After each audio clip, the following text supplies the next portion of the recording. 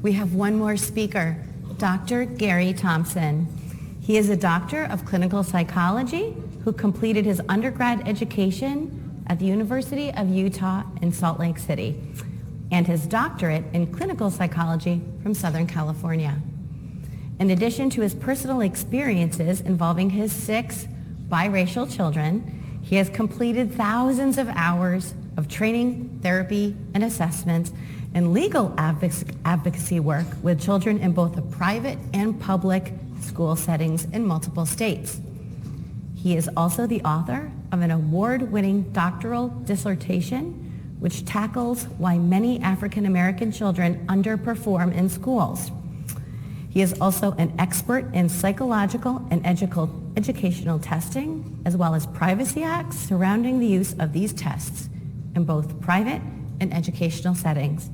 Dr. Thompson currently serves on the USPIE Advisory Board. Thank you so much, Mr. Thompson, for joining us.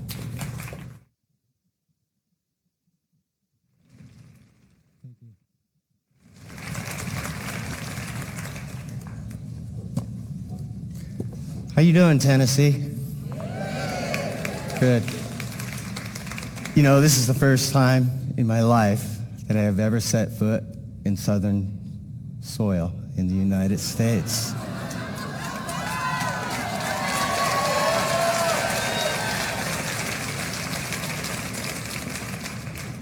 Now, if you listen to CNN, Don Lemon, MSNBC, Rachel Maddow, or the like, and I'm sure all of you are subscribers, yeah. If you listen to them, and if I listen to some of the text messages that I got from concerned friends, some of them more on the leftist side, they were really concerned about my safety here. They really were. And so I was surprised to walk out on stage and there was nobody wearing KKK hoods. And for a group who the press has deemed white supremacists, you are the most friendly, nicest white supremacists that I've ever met. Thank you.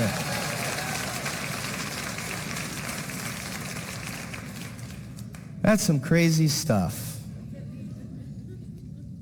We're going to talk a little bit about crazy. I'm going to teach you a little bit, a couple minutes of some neuropsychology, the neuropsychology of crazy.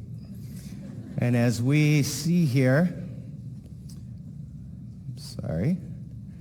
the front part of the brain, that is your prefrontal cortex, that is responsible for valid thought, just common sense. And as you see down here, the amygdala, that is what is called, and you've all learned this in high school psychology, that is your fight or flight. And if you see my fist here, it's like a brain. This is the front of the brain. This would be the prefrontal cortex here. And underneath your brain is the amygdala, and it's actually the size of your thumb. And what happens when your amygdala is activated, you completely lose all train of thought in your prefrontal cortex. You cannot have rational thought. And so I call it the amygdala meltdown or breakdown. And it's when your amygdala speaks and it just blows up your prefrontal cortex, just and that is how crazy happens. And that is how crazy happens even, I mean, you can take this and probably save your marriage just by remembering this. Honey.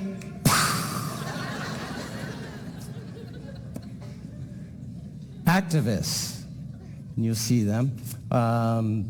In my own hometown in Salt Lake City, our president of the Black Lives Matter has a pretty strong hold over our educational system. And as mentioned before, I have 6 kids and 3 who are in the educational system.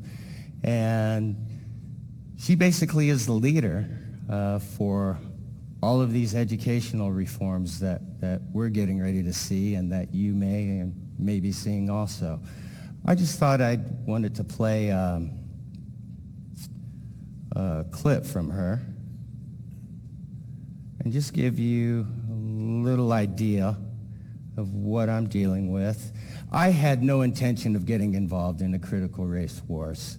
However, I got on Facebook and I saw this clip, and she was talking about my neighbor, Natalie Klein. I didn't know her that well, but she's in my neighborhood, and she's the elected state board member, very conservative lady, a very nice person, very sweet.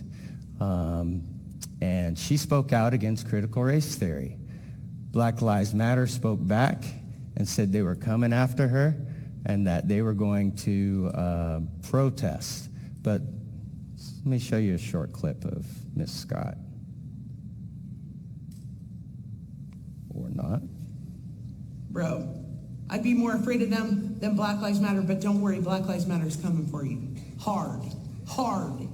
We're coming, Natalie. Don't worry, everyone.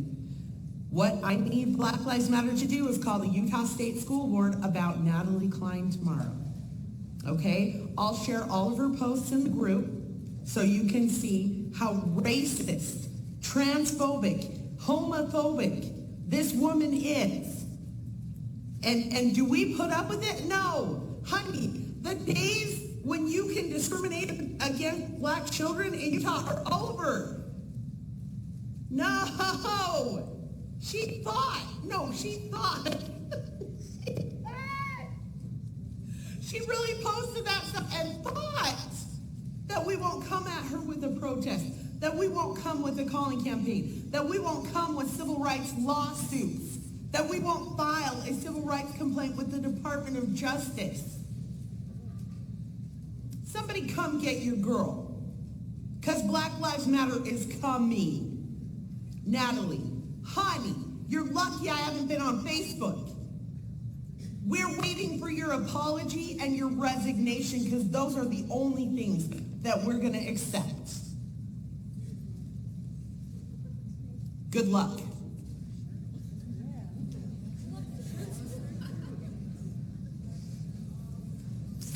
That was an example of amygdala meltdown. Theoretical foundations of CRT. Racism is assumed, and it's part of the Jedi mind trick. It cannot be debated. There's no debate whatsoever. There can be no self-criticism of it. CRT must be devoted to criticizing social institutions and not itself, from one of the founders, Derek Bell. And of course, you are oppressed if you're black, and you are the oppressor if you are white. They take a dim view of religion and the patriarchy, and it is viewed as part of the systemic problem within white culture.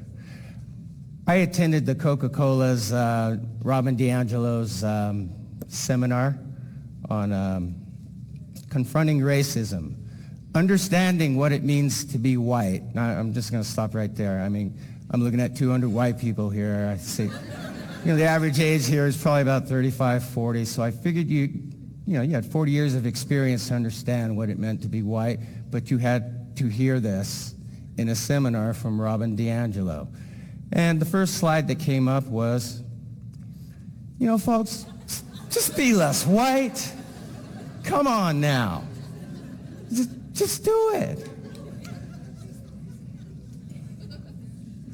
To be less white is to be less oppressive, to be less arrogant, to be less certain, to be less defensive, to be less you gotta be kidding me. Ignorant. To be more humble, listen, believe, break with apathy, and break with white solidarity. Someone said that's racist. I'll play another clip here. Yes, why don't more of my fellow black people feel that way? And it's because of a very human thing. which is that it is a very human thing to take on the victim identity. All people do it. We've all known people like that. A way you can do it if you're a black person, and all of us need to grab onto something sometimes, is to read a book like that and think, yes, I need to be treated that way. And I am going to start actively parsing it that way, because I don't think people realize what silly babies books like that make us look like. Something that needs to be done. One thing I do like about critical race theory is that CRT recognizes the experiential knowledge of people of color, and as such, we use personal histories, parables, and stories. That is a very important part of the black narrative and black history. And just as an example, I'll quickly go through my narrative and my family's foundation, our values. And I think Sir Charles Barkley kind of hit that for us. Yeah, but the one thing I took out of that piece was, man, I think most white people and black people are great people. I really believe that in my heart. But I think our system is set up where our politicians, whether they're Republicans or Democrats, are designed to make us not like each other so they can keep their grasp of money and power. They divide and conquer. I truly believe in my heart most white people and black people are awesome people, but we're so stupid following our politicians, whether they're Republicans or Democrats. And their only job is, hey, let's make these people not like each other. We don't live in their neighborhoods. We all got money. Let's make the whites and blacks not like each other. Let's make rich people and poor people not like each other. Let's scramble the middle class. I truly believe that in my heart.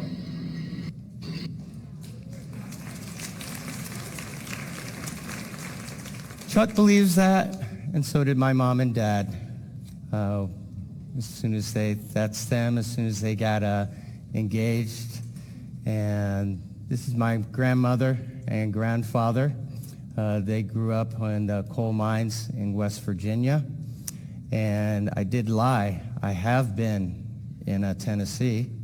That's when my father was one of the first black doctors to graduate from Meharry. I was a fetus in my mother's womb, so I figured that didn't count. Shortly after, before graduation, they got married. And of course, they experienced the riots. One part of our family legacy and our family story is that when my dad was going up to Meharry, he had to sit in the back of the bus, and in the front of the bus were people that he was going to operate on.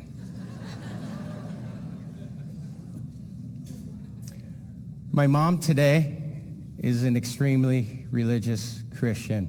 I think she's one of the sweetest people ever. And that is part of our family legacy is peace and love and the gospel of Jesus Christ.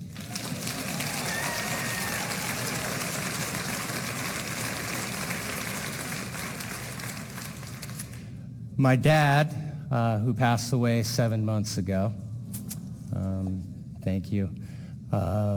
He was an agnostic scientist, and they just worked. My father did not believe in victimhood. Somebody who rode on the back of the bus and then got off the bus to operate on people who oppressed him and still did not become a victim, worked his way through medical school, worked his way through residency. My mother also was one of the first nurses at Vanderbilt here in the 60s. And that's one of the reasons why I wanted to come back. I wanted to feel my dad's spirit here.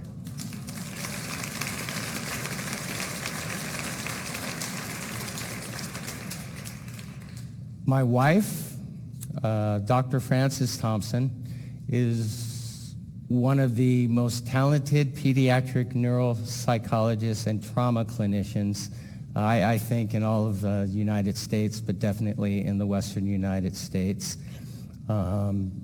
It kills me that she is being called a white supremacist or that she's systemically broken. This is a woman who, alongside with her husband, worked in the Oakland ghettos and our residencies for 2 years. She was a rock star in the black community and saved hundreds of lives. So nobody can tell me that there's anything systemically wrong with that beautiful young woman.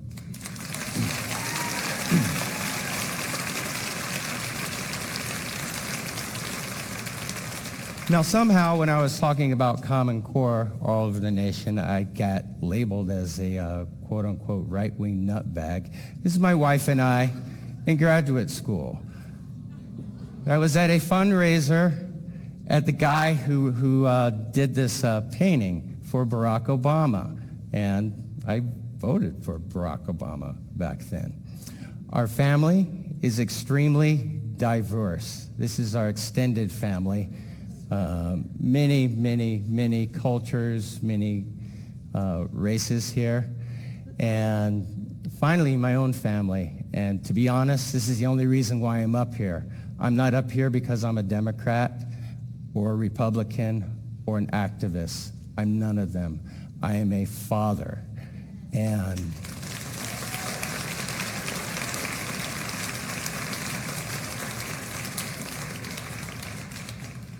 critical race theory will destroy my children. Think about it. You're biracial, and you're hearing from one side, black is great, but the other side of you is systemically broken. You don't have to be a clinical psychologist to know what that dichotomy would do to a child or a young adult. It would destroy them. So that's why I'm here tonight.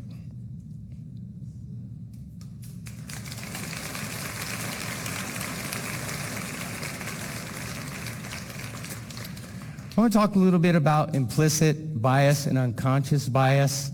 And think of the word unconscious bias. That means you don't know. I mean, you right there. I don't know if you're a racist. The reason I don't know you're a racist is one reason. I can't read your mind. So there are problems with implicit bias trainings. But as a psychologist, there are tests for these kind of things. And there is a Are You a Racist test. It is called the implicit association test. But there's a problem with that test. It's not ready for prime time. Quoting this. The IAT is not ready for prime time, says University of Virginia's Greg Mitchell, PhD, JD. I think this research is important. Research and the people doing it are very good scientists with noble intentions, but noble intentions do not make good public policy. The test is not reliable, it is not valid, it doesn't work, and it doesn't apply to any of you or me. More about implicit bias. I'm going to read you a quote. The hype surrounding research on implicit bias is cause for concern. Public discussion sometimes goes far beyond and sometimes conflict with empirical evidence. It is not empirically validated.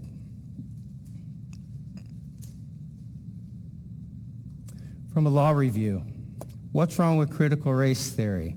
Let me read you a quote. In effect, critical race advocates are saying, it's a black or a race thing. You wouldn't understand. Critical race advocates lost interest in compromise and collaboration. With control of the race discourse in their hands, critical race advocates could turn their attention away from the academy and towards American culture in general. And this they have done with enthusiasm. Scouring the broad landscape of American life, they have found race and racism implicated in a terrifying array of institutions and practices. And that includes our public schools and our higher educations. And in terms of our public schools and our little ones, I want to talk a little bit about shame. Imagine being age 11 and either directly or it's implied, hey, your mom, your dad, they're systemically broken. Your great-grandma and great-grandpa or great-great-grandpa, they were slave owners. And because of them, I can't get a job. And as someone said in the back, you're bad. That's shaming.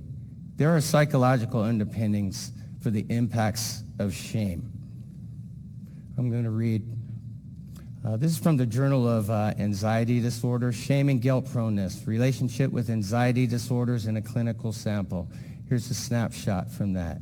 Internal shame seems especially relevant to both social anxiety disorder and generalized anxiety disorder symptoms. Remember that. Social anxiety disorder and generalized depression. From the Journal of Personality and Individual Differences, a snapshot from there. Their main point, how individuals cope with feelings of shame is an important predictive factor for depressive symptoms. And the final article here that I got from that conservative school, Harvard School Public of Health. Their snapshot. Both shame proneness and guilt proneness were significantly related to higher levels of both PTSD symptoms and somatization symptoms, whereas only shame proneness was significantly related to higher levels of psychological symptoms. Shame brings on anxiety, which can bring on major depressive disorders, and those are the foundational basis for suicidal ideations. Our town in Utah, we have the 4th highest suicide rate between the ages of 11 and 17. And that is based upon anxiety and depression. As I talked about the Hippocratic Oath of do no harm, no matter what your school board does, you need to make sure that it does nothing to increase a child's anxiety or their level of depression. And shame is the number one and a very powerful way to bring on anxiety and depression, which this is another way of saying that's a very powerful way that you can be pushing your kids to suicide. What's wrong with critical race theory? Let me read you a quote again. Oh, did that. Where is the theory in critical race theory? Good question. Here's a review of pretty much every peer-reviewed article ever done on critical race theory. And despite that, read you a quote from one of these articles. What is critical race theory? While critical race theory is not a dominant paradigm in social science research, it is emerging as a frequent method of framing higher education scholarship. Those who engage in this anti-racist oppositional form of research are sometimes referred to as crits, and they intentionally blur the line between activism and scholarship because they believe social science. I'm a doctor. I don't care what you believe. I care what you know. Don't bring anything in front of my children that you believe. Bring empirical research that has been proven and tested. Critical race theory is not a theory, and I will not call it a theory ever again. I call it critical race agenda.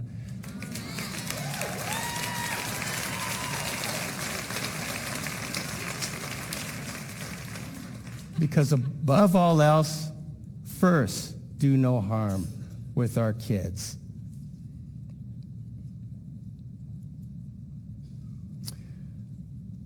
We know the U.S. Department of Education is getting ready to incorporate this into our public schools. And in fact, today was the last day to submit a public comment about it. One aspect about it that's clear in black and white is the requirement that our kids become social justice warriors. It's there It's in black and white. They're empowering our teachers to teach our children to literally go out into internships, into communities, to do social justice warrior activities. Closer to home to you, in North Carolina, let me read a quote from this article. Parents, according to teachers, should be considered an impediment to social justice. When one teacher asked, "How do you deal with parent pushback?" the answer was clear. Ignore parental concerns and push the ideology of anti-racism directly to students.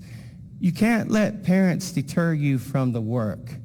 Therefore, teachers have an obligation to subvert parental wishes and beliefs.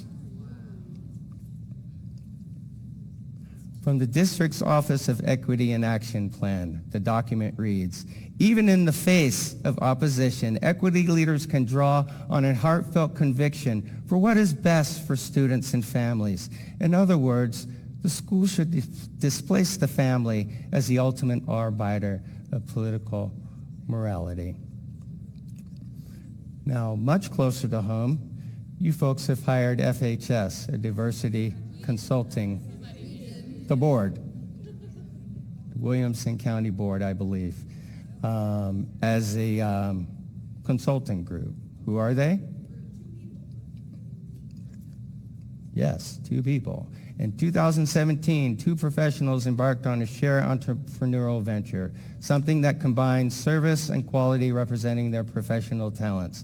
The mother-son duo recognized the need for measurable outcomes concerning diversity and inclusion efforts nationwide and thus created Fostering Families.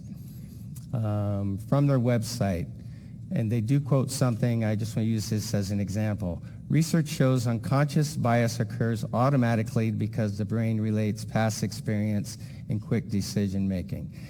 That's a given. And what I do like about this is that they did not focus it on white people, because everyone has bias. And I did do a general look through their website, and I also listened to one of their podcasts. And I could not find anything that was crazy there. And in fact, what impressed me about them and your board was how slow they are going with this. But you need to keep an eye out. They are going slowly and incrementally. You need to look at what they do put into place, whether they fall along the lines, even remotely, of this divisive and critical race theory. So keep an eye. And as my close friend who ran and won for state board, the family is the fundamental unit of society. And the state board should always keep this foremost in their mind as they work to create the future of education in Utah as well as Tennessee. The family is the fundamental unit. The board works for you.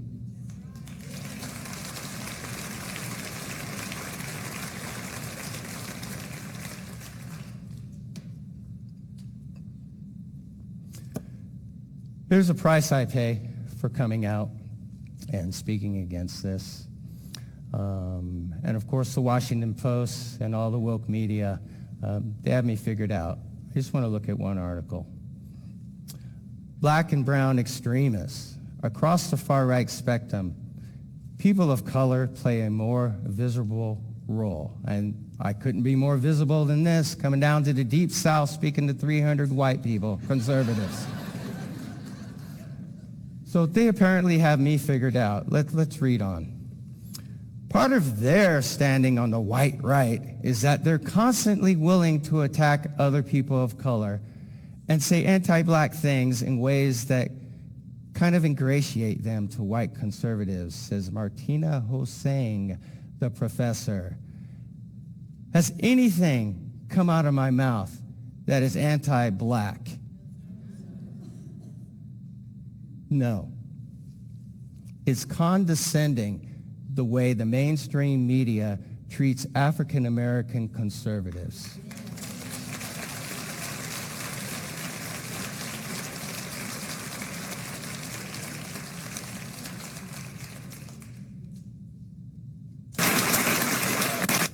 Well, what I get so much from listening to you and reading you is that you feel condescended to, which I feel like that is... Especially lately, yeah. Right.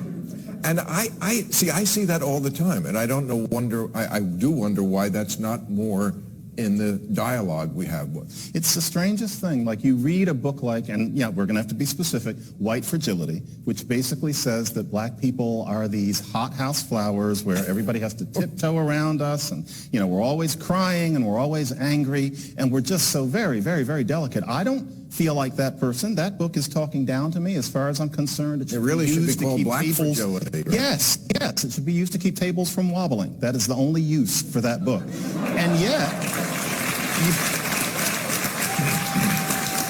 You look on Facebook and you have people saying, I'm doing the work, and reading this book. And I think to myself, they are doing the work of making me into a perfect idiot. Right. And yes.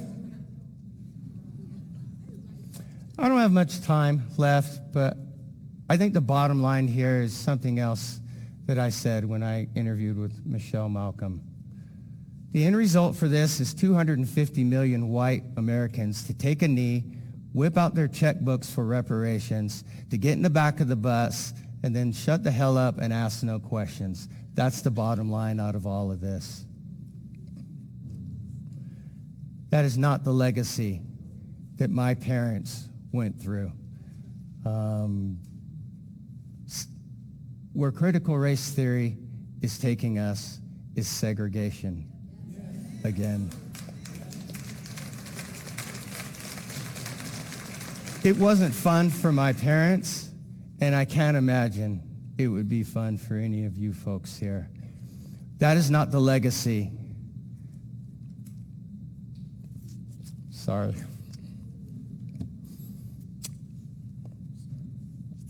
That is not the legacy my parents left me. And that is not the legacy that I'm going to leave for my children. And I just want to close with a message to my kids.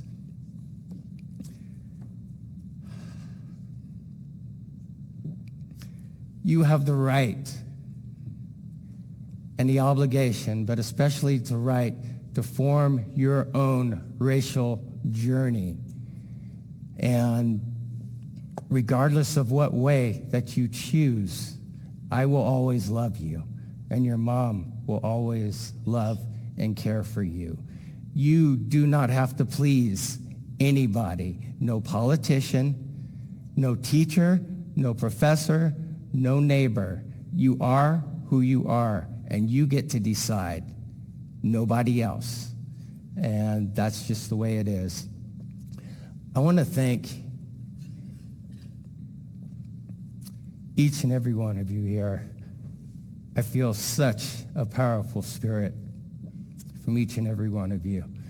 And the thought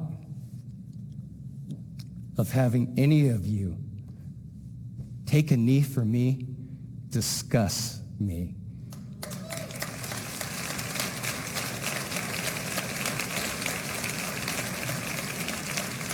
As I sit and I think of all the Caucasian people in my life who has nurtured me, from basketball coaches to professors, to my COO in my clinic, who is my best friend, who came out here today, who has nurtured my own children, my neighbors who were there when we miscarried a child and when we've had other tragedies.